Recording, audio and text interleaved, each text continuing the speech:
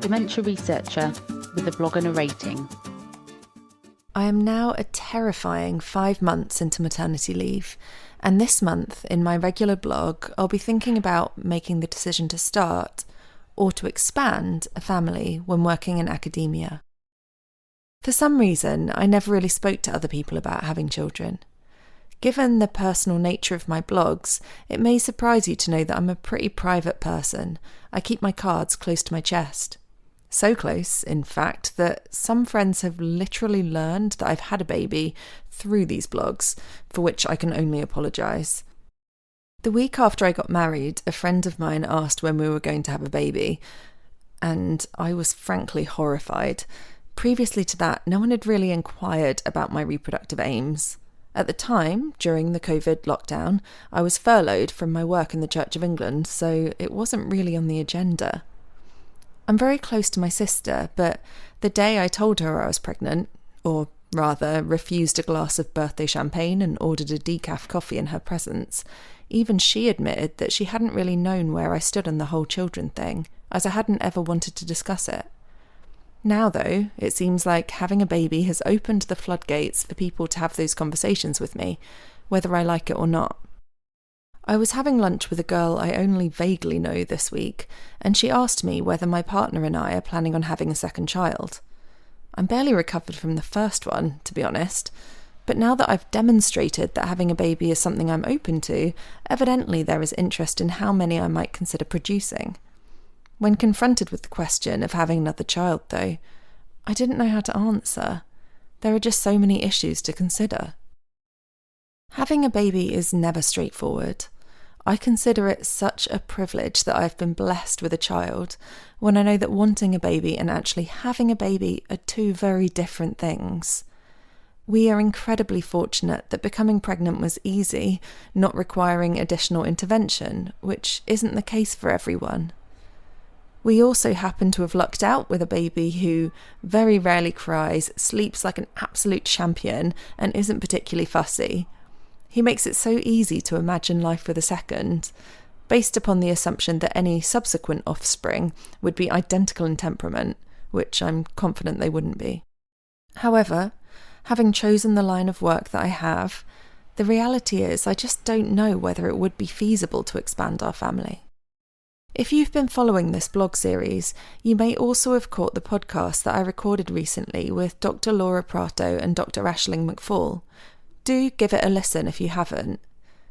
While preparing for the recording, one of the things I wanted to ask about was whether their choice of career had in any way impacted their decision to have a child. I was somewhat dismayed, but not altogether surprised, to discover that there did seem to be a shared perspective that working in academia absolutely makes it more difficult to start or expand a family. For all of us, having a family required additional planning or additional sacrifice.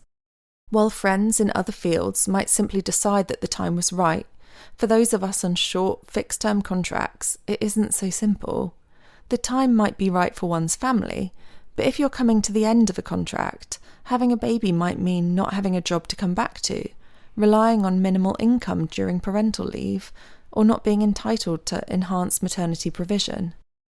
In my own situation, I've started a family as a PhD student, and am extremely grateful to my funder for their maternity provision making that possible.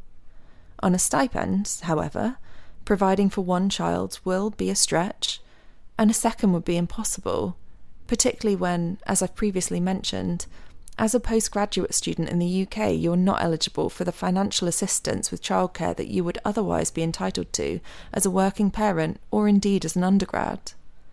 If I were to have a second child, it would need to be after my PhD, when I'm established in a new role or a postdoctoral fellowship. By that time, I'll be in my 40s. May the odds be ever in my favour. Perhaps one and done it is. I hate to be overly political, but surely we can do better here. Talking about the insecurity of contracts in academia is hardly new, but it frustrates me to think about all of the great female minds who will be lost to other sectors that can offer them that elusive permanent contract. Or to think about the people making really hard choices for their families because their career makes it difficult to consider taking maternity or indeed adoption leave. Choosing between having a family and furthering your career obviously isn't unique to academia. In fact, I was reading an article on BBC Sport this week about starting a family being something of a taboo in women's football, which I found really interesting. But within academia, this seems to be such an avoidable situation. I would love to see positive change in this area. Going back to the question I was asked this week, whether I'd have a second, what did I answer?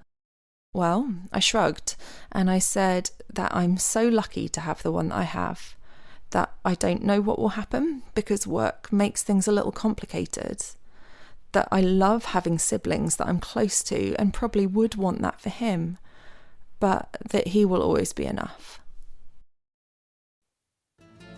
Thank you for listening. Join the Dementia Research bloggers and share your own views.